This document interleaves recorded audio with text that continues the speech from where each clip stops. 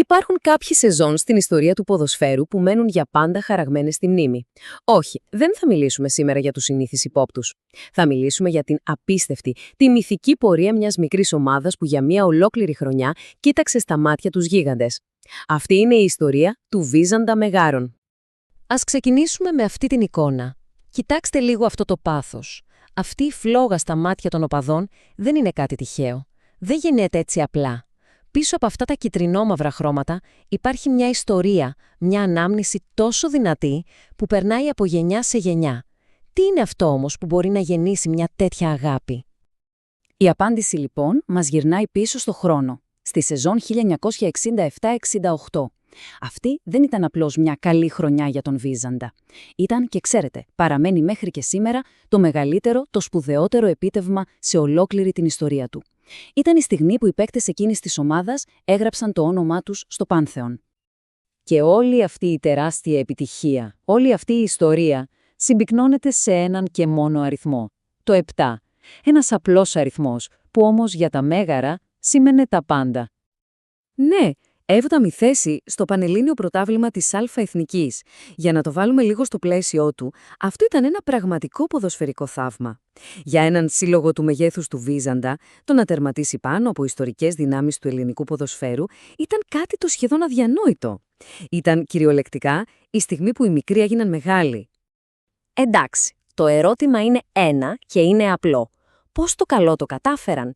Πώς μια ομάδα από τα μέγαρα έφτασε τόσο ψηλά?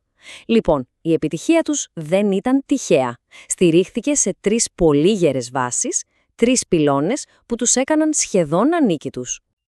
Ο πρώτος πυλώνας ήταν η έδρα τους, το γήπεδο των Μεγάρων, που εκείνη τη χρονιά δεν ήταν απλά ένα γήπεδο. Ήταν ένα απόρθητο φρούριο.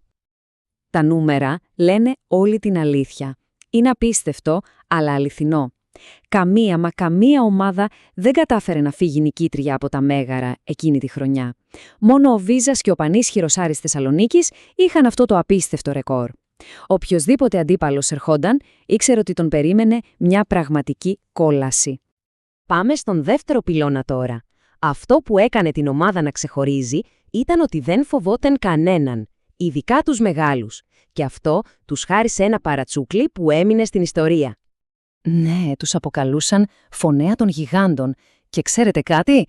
Δεν ήταν απλά ένα παρατσούκλι. Ήταν η ταυτότητά τους.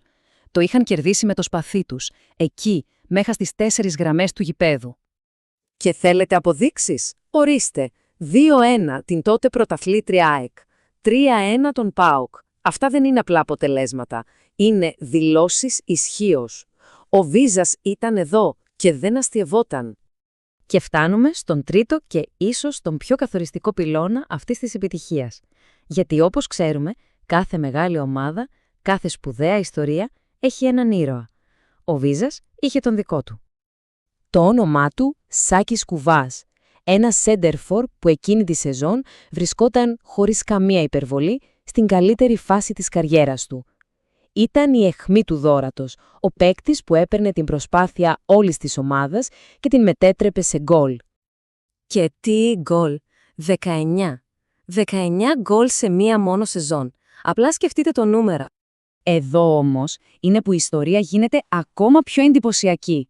Γιατί αυτά τα 19 γκολ δεν τον έκαναν απλά τον ήρωα των μεγάρων. Τον έφεραν, κοιτάξτε, στην 3η θέση των σκόρερ σε ολόκληρη την Ελλάδα. Δίπλα σε ιερά τέρατα, όπως ο Σιδέρης του Ολυμπιακού και ο Ιντζόγλου του Πανιωνίου.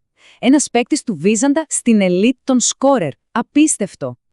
Η σεζόν όμως δεν είχε πει ακόμα την τελευταία της λέξη.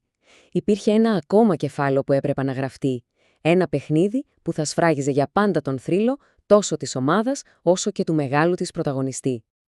Η ιστορία είναι τόσο απλή και την ίδια στιγμή τόσο συγκλονιστική. Ένας αγώνας, ένας παίκτης, 5 γκολ. Στο παιχνίδι με αντίπαλο τον Ολυμπιακό Λευκωσίας, ο Βίζας κερδίζει με ένα εμφαντικό 5-0. Και το απίστευτο, το πραγματικά διανόητο, και τα 5 γκολ τα πέτυχε ο Σάκης Κουβάς. Ένα ρεκόρ που έγραψε το όνομά του με χρυσά γράμματα στην ιστορία. Και κάπως έτσι επιστρέφουμε εκεί από που ξεκινήσαμε. Σε αυτή την εικόνα, σε αυτό το πανό. Τώρα, η φράση «Βυζανταρά πάμε σαν άλλοτε» αποκτά το πραγματικό της νόημα. Το άλλοτε δεν είναι μια αόριστη ξεχασμένη εποχή. Είναι το 1968. Είναι η έδρα Φρούριο. Είναι οι νίκες επί των γιγάντων. Είναι τα 5 γκολ του Κουβά σε ένα μάτς. Και μας αφήνει με ένα ερώτημα. Μπορεί όντως μία και μόνο χρονιά να ορίσει την ταυτότητα μιας ομάδας για πάντα? Λοιπόν, στην περίπτωση του Βίζαντα, η απάντηση είναι ένα ξεκάθαρο βροντερό ναι. Αυτή η χρυσή εποχή είναι η κληρονομιά τους, η πυξίδα τους και η αιώνια πηγή περηφάνειας τους.